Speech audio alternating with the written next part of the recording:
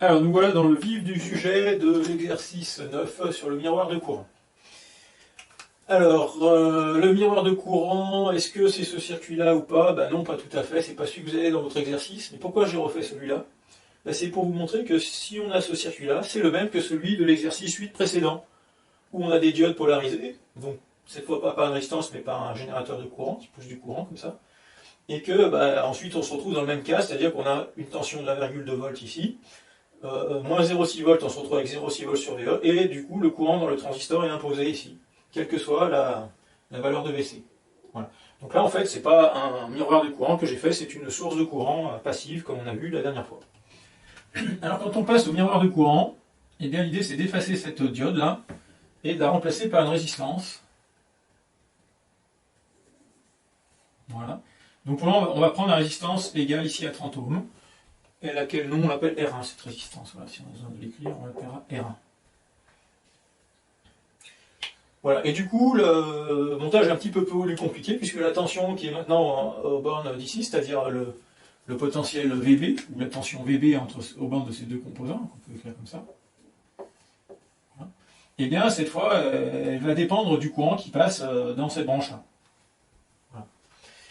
Alors, on va faire quelques calculs. Alors, pour faire les calculs au début, alors c'est dit sauf avis contraire, le transistor a un gain de 100 et ces diodes internes seront modélisées par un diode à seuil de V seuil égale 0,6 volts, par un modèle de diode à seuil. Cette tension, c'est une tension d'Alim qui est réputée fixe. Celle-ci, elle peut varier assez largement, comme dans l'exercice précédent. Et en fait, l'entrée du montage, c'est ce courant IE ici, fourni par ce générateur, qui peut varier entre 0 et 2 mA. Donc, IE, c'est de 0 à 2 mA, par exemple. Bon. Peu importe comment elle fait cette source de courant, ça peut être aussi une source de courant passive, il n'y a pas de souci.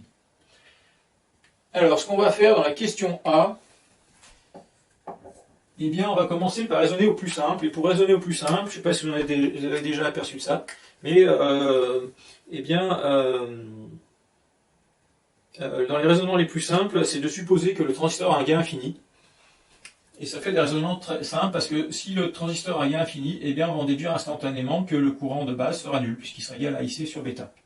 Donc on va faire ça. Bêta tend vers l'infini. Et on est en régime linéaire aussi. Voilà.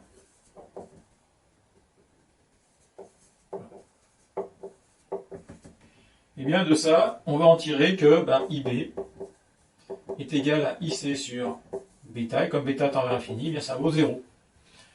Voilà, donc temporairement, on considère que ce courant est nul, hein, et ça va bien faire nos affaires, parce que du coup, tout le courant IE fourni par la source ici, hein, je vais le ficher, eh bien il n'a pas d'autre choix que de traverser ici la diode et la résistance.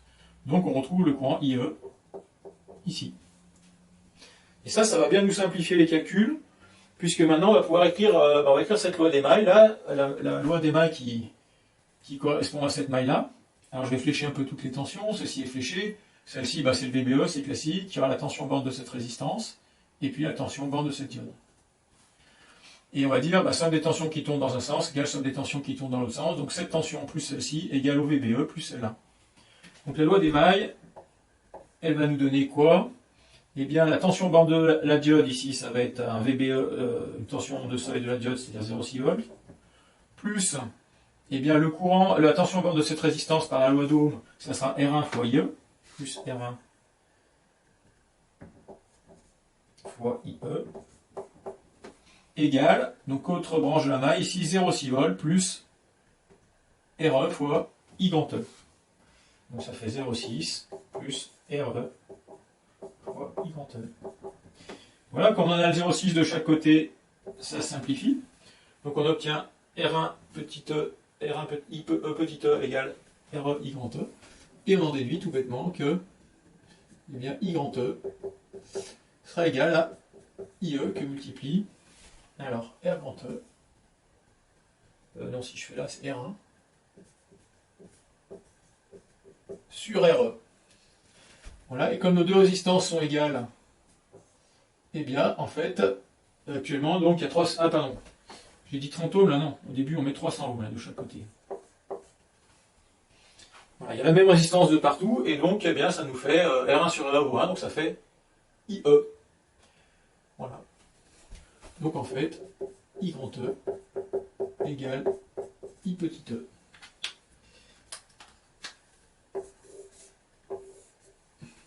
Et ça, donc, eh bien, ça justifie l'appellation du miroir de courant, parce que ça veut dire que ici, j'ai un générateur de courant dont la valeur n'est pas fixe, mais elle est pilotée par le courant d'entrée petit e.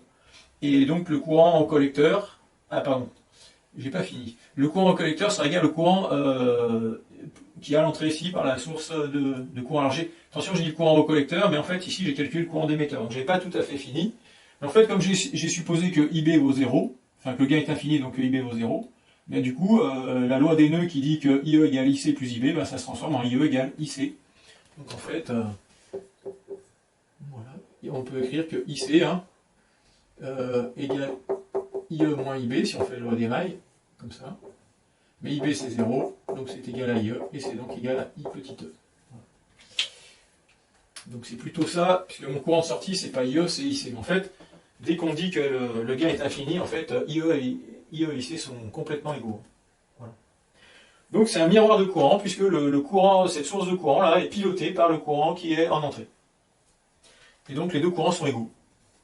D'où le nom miroir, puisque quand on voit son image dans un miroir, ben, ça renvoie une image non déformée, normalement la même que celle qu'on a mis au départ.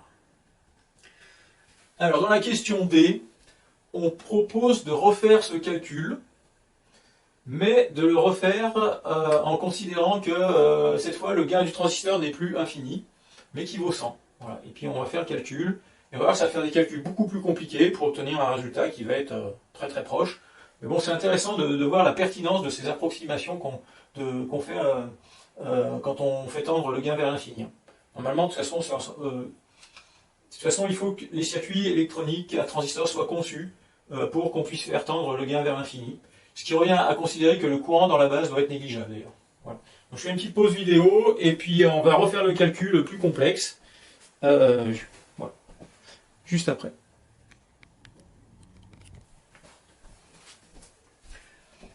Voilà, je vous ai mis ici le résultat qu'on a obtenu. Bêta tend vers l'infini entraîne IC égale IE, indépendant de VC dans la zone de fonctionnement linéaire du transistor. Donc maintenant, en fait, on va passer à la question D. Et cette fois, on va prendre bêta égale 100, puis on va essayer de ne pas faire d'approximation. Et puis, on va essayer d'en déduire ce que vaut IC. Voir ce que ça change. Alors, qu'est-ce que ça change d'avoir le bêta non infini? Le IB ne sera plus égal à 0. Et donc, le courant qui va circuler ici, ça sera IE moins IB qui part vers la base. Donc, en fait, ici, je dois mettre non plus IE, mais IE moins IB. Et c'est à peu près tout ce que ça change dans ma loi des mailles. C'est-à-dire, quand je vais écrire dans la loi des mailles, je vais écrire donc cette tension, c'est-à-dire 0,6 volts, plus, alors, R1, facteur de IE moins IB,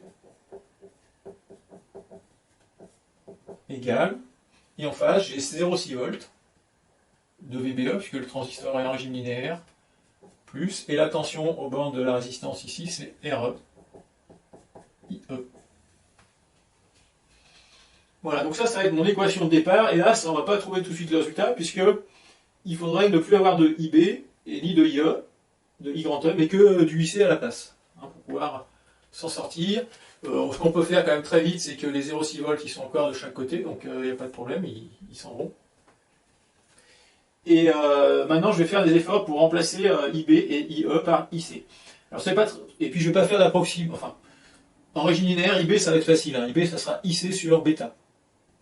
Puisqu'on a la relation d'amplification du transistor. Voilà. Ensuite, on pourrait dire que IC, c'est à peu près égal à IE, puisque IB est négligeable. Mais en fait, on a dit qu'on ne voulait plus faire cette approximation, donc je propose qu'on fasse le calcul complet, comme ça va voir ce que ça donne, un calcul sans approximation. Et pour obtenir IE en fonction de IC, on va écrire une autre loi, alors une loi des nœuds cette fois, qui est très commune, c'est que le courant d'émetteur, c'est le courant de collecteur plus le courant de base. C'est-à-dire ce courant-là, c'est celui qui rentre par là plus celui-là. Tout ce qui rentre égale à tout ce qui sort. Et comme le transistor est en zone linéaire, eh bien le IB, je peux le remplacer par IC sur le gain du transistor. Ce qui me fait IC que multiplie 1 plus 1 sur bêta égale IC que multiplie. Donc je mets bêta sur bêta ici, et je mets le même dénominateur, et à la fin j'obtiens donc bêta plus 1 sur bêta. Voilà, donc ça nous donne un petit résultat intermédiaire là. Et on voit que si bêta est très grand, en fait bêta plus 1 sur bêta c'est à peu près 1, donc on retrouve que IE et IC sont à peu près égaux. N'empêche que maintenant, sans faire d'approximation, je vais pouvoir remplacer IE dans cette équation par son expression ici. Donc en fait, je reviens sur cette expression-là, et je réécris R1, facteur de IE. Le IB, je sais que je peux le remplacer par IC sur bêta, égale RE ici, que multiplie, à la place de IE, je mets ça, c'est-à-dire IC, que multiplie bêta plus 1 sur bêta. Et dans cette équation, j'ai plus que IC comme inconnu, IE c'est la variable d'entrée, les résistances et bêta c'est connu, donc j'ai plus qu'à isoler IC. Alors pour isoler IC, je divise déjà par R1 ici. Alors j'écris, ça entraîne IE moins IC sur bêta égale RE sur R1 fois IC fois bêta plus 1 sur bêta. Ce terme en IC qui a un signe moins, je le passe de l'autre côté, ça va faire plus IC sur bêta. Et là, après, j'ai que les termes en IC, donc ça va me faire ça. IE égale IC. J'ouvre la parenthèse. Donc j'ai ce premier terme-là qui vaut RE sur R1 que multiplie bêta plus 1 sur bêta. Plus 1 sur bêta. Allez, j'achève le calcul, je sors IC cette fois. Donc IC égale IE divisé par toute la parenthèse, c'est-à-dire RE sur R1 que multiplie bêta plus 1 sur bêta plus 1 sur bêta.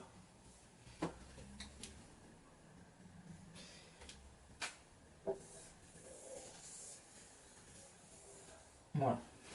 Alors après un long calcul comme ça, il peut être intéressant de vérifier qu'on ne s'est pas trompé, notamment de voir si on retombe sur ce résultat, si on fait tendre bêta vers l'infini. Alors si on fait tendre bêta vers l'infini, ce qui était le cas ici, il y a des choses qui vont sauter très facilement. 1 sur bêta, ça devient sur l'infini, ça fait 0. Et bêta plus 1 sur bêta, voilà, qui s'écrit d'ailleurs 1 plus 1 sur bêta aussi, je ne pouvais pas l'effacer, bêta plus 1 sur bêta, c'est égal à 1. Donc en fait, ça vaut 1, ça vaut 0, donc en fait, il ne reste plus que RE sur R1 au dénominateur, en le passant ensuite au numérateur, ça fait l'inverse, R1 sur RE. On retrouve bien que IC est égal à R1 sur RE, IE, ce qu'on avait trouvé, et puis comme le rapport de résistance faisait 1, ça faisait IC égale IE. Donc ça marche. Alors maintenant, voilà, on a fait beaucoup plus de calculs pour obtenir un résultat totalement analogue. Alors maintenant qu'on a fait ce calcul, je vous propose de faire l'application numérique avec bêta égale 100, et pour voir dans quelle mesure ça va dégrader notre relation IC égale IE. Voilà, alors on va effacer ça. Un petit peu de place. Allez, on fait l'application numérique, donc ça nous donne IC égale IE que multiplie donc 1. Alors RE sur 1, les deux résistances sont égales, ça fait 1.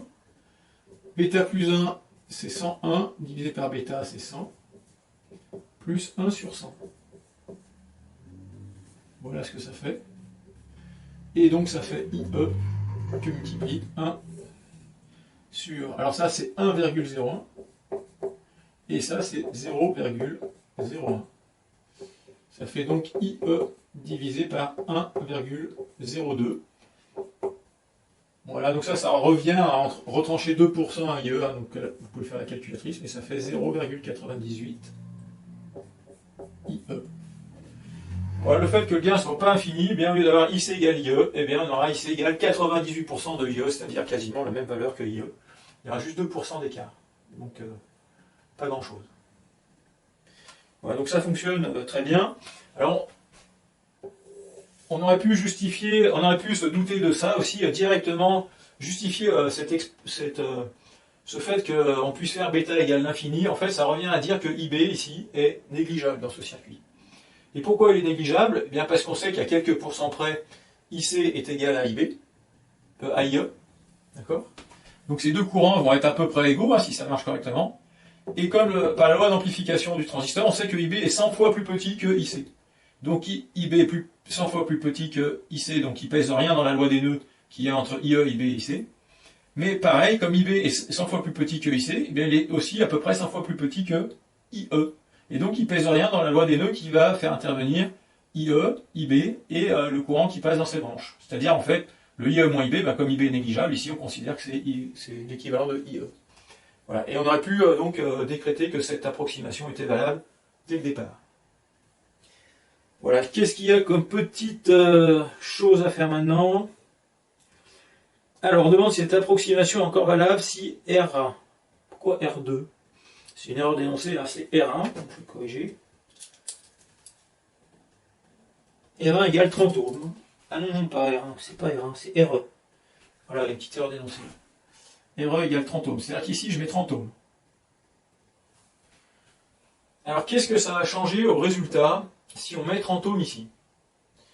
Alors, on peut faire le calcul avec bêta qui tend vers l'infini, déjà. Et on va voir la même loi des nœuds. Alors, bêta tend vers l'infini, qu'est-ce que ça va faire? Qu'est-ce que ça va changer déjà si on fait comme ça directement avec bêta qui tend vers l'infini? On va faire la question, donc c'est la question F1. Alors si bêta tend vers l'infini, on écrit notre loi d'Émail là, et en fait on va avoir le même résultat que tout à l'heure, c'est-à-dire que ça ne va rien changer, hein, puisque tout le courant IE va aller ici, hein, le IB est supposé nul, donc ça va nous donner IE, IC plutôt, égale, et on avait trouvé que c'était R1 sur RE, IE. Alors qu'est-ce que ça va changer? Eh bien cette fois, R1 est 10 fois plus grande que RE. Et donc ça va nous faire 300 ohms divisé par 30 ohms ici, ça va faire 10 fois IE. Donc là on va avoir un miroir de courant mais qui est amplificateur, c'est-à-dire que le courant qui est ici, il est 10 fois plus gros que celui qui pilote le circuit. Voilà. Mais est-il juste de considérer dans ce cas-là que le courant de base est négligeable à ce niveau-là? Là ça va être un peu moins vrai. Parce que ce courant-là, maintenant, IC, il est à peu près égal à 10 fois IE, on va dire.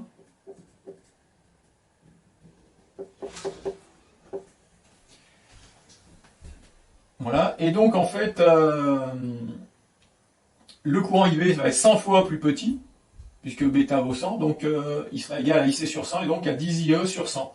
Et si je fais 10 IE sur 100, eh bien ça veut dire qu'ici je vais me retrouver à peu près avec IE sur 10. Voilà. Et dans ce cas-là, eh bien, le courant là-bas sera encore 10 fois plus petit que le courant de IE, donc il ne pèsera pas encore très très lourd dans la loi des nœuds, hein, qui mélange tous ces courants dans ce nœud. Mais donc il est encore négligeable, mais pas trop. Hein, il enlève 10% du courant. Donc il y a des chances que ce résultat-là, il ne soit pas juste exactement, il va être juste à 10% près. Et moi je parie que finalement le résultat, c'est qu'on n'aura pas IC égale 10 IE, mais IC égale 9 fois IE. Voilà ce que ça va changer. C'est pas énorme comme modification. Alors si on veut faire l'application numérique, eh bien on reprend cette formule-là, mais simplement on va prendre les valeurs de RE et R1, puis on va voir ce que ça donne comme ça, puisque ce résultat était sans approximation. On va garder celui qui était au-dessus.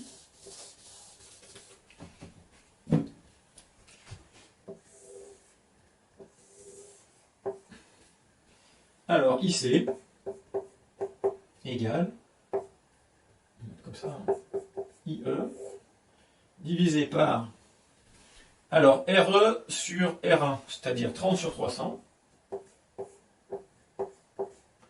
que multiplie toujours 101 sur 100, plus 1 sur 100, égale Alors ça c'est 1/10, hein, donc ça nous fait IC. Donc 1/10, et ça divise par 1000, ça nous fait 101 sur 1000, plus 1 sur 100, égale IC sur... Alors ça fait 0,101, si je divise par 1000 ici, et plus 1 sur 100, c'est-à-dire plus 0,01. Ça ne change pas, donc ça nous fait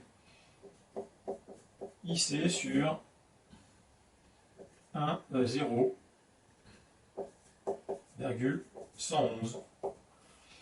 Allez, je le fais sur la machine pour qu'on voit ce que ça donne, mais ça fait faire 9. Hein. Ouais, ça fait 9,0009. Donc ça fait... Ah, je me suis trompé, c'est pas ici, hein, c'est IE. Donc ça fait bien 9 IE. 9,009. Hein. Franchement, on va pas mettre tous les zéros. Voilà, donc l'intuition que j'avais ici, elle était bonne. Hein, on pouvait s'en douter assez directement.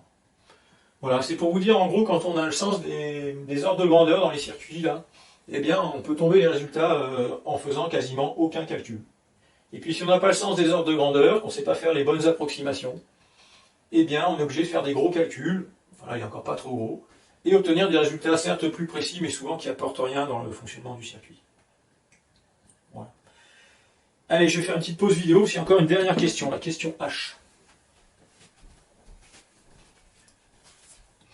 Alors, dans cet exercice, il nous reste la question H. La question H, c'est une question que je ne sais pas trop posée, mais c'est pour quelle valeur de VC le transistor va commencer à saturer, et autrement dit, pour quelle valeur de VC le transistor sera en régime linéaire. Voilà, puisqu'ici on a travaillé dans l'hypothèse où on était en régime linéaire. Bon, mais ça va pas trop changer par rapport à l'exercice précédent, hein. C'est-à-dire que le transistor va commencer à saturer quand la diode base collecteur va conduire dans ce sens-là, donc quand ce potentiel ici sera 0,6 volts inférieur au potentiel de la base. Donc on va écrire Q1 saturé si eh bien VB VC égale VB moins 0,6 volts. Voilà. Et il suffit juste de savoir ce que vaut VB. Alors, on a vu en long, en large, en travers la dernière fois qu'on peut considérer que IB est négligeable, hein, à peu près dans tous les cas de figure qu'on a vus. De toute façon, pour qu'un circuit à transistor marche bien, il faut toujours que le courant de base soit négligeable. C'est une règle absolue, sinon les caractéristiques du circuit seraient trop dépendantes des variations de bêta, c'est-à-dire du gain du transistor. Donc en fait, c'est une approximation qu'on peut faire quasiment tout le temps, hein, sans même avoir trop réfléchi au circuit. Et donc, pour avoir VB, il suffit d'écrire que c'est la tension de 0,6 volts, plus la tension au bord de la résistance, qui va valoir RE. Alors je vais enlever le IB, puisqu'on va considérer comme négligeable, ce qui va bien me simplifier la vie. Et donc, je vais pouvoir écrire or VB, eh bien, c'est égal à 0,6 volts, plus R1 fois IE. Et je remplace, et ça donne VC égale 0,6 volts plus R1 IE plus 0,6 volts. Voilà. Non, je me suis trompé. Ah non, il y a un moins, pardon. Hein. Voilà, comme ça on simplifie. Et en fait, donc le VC sat, au moment où ça sature, eh bien c'est quand VC vaut R1 fois IE. Et s'il est plus grand, si le potentiel de collecteur est plus grand, la diode sera bloquée, le transistor sera en régime linéaire. Donc on nous demande de faire un calcul pour IE peut varier entre 0 et 2 mA, on va prendre la plus grande valeur de IE, ce qui nous donnera la plus grande valeur de VC sat. C'est-à-dire qu'il pourrait travailler avec le générateur de courant de sortie pourrait travailler avec une tension plus faible pour des IE plus faibles. Bien donc on va mettre 300 ohms fois 2 mA. Et 3 fois 2 ça fait 600, donc ça fait 600 millivolts.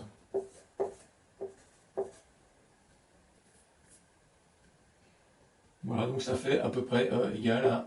Enfin, ça fait égal, pardon, je ne sais pas pourquoi à peu près. 0,6 volts. Voilà. Donc le courant ici, par exemple, sera égal à 10 fois IE, à peu près, ou 9, hein, si on veut être plus précis. Et ça sera valable pour tous les WC qui sont plus grands que 0,6 volts. Et ça pourra monter très très haut. Après, c'est une question de tenue en puissance du transistor ou tenue en tension de ce transistor. Voilà. Et bien, en terminant cet exercice 9 sur le miroir de courant, eh bien, on a terminé l'avant-dernière brique qui va permettre de comprendre des circuits plus complexes, notamment les fameux circuits amplificateurs, type amplificateur opérationnel ou amplificateur de puissance. La dernière brique qui nous reste à étudier, c'est ce qu'on appelle l'amplificateur différentiel, ou étage différentiel dans ce type d'amplificateur. Ça va être l'objet de l'exercice 10 qu'on va traiter par la suite. Allez, petite coupure vidéo. Et puis voilà. De toute façon, je vous m'aurais cherché l'exercice 10, je crois, pour une fois suivante.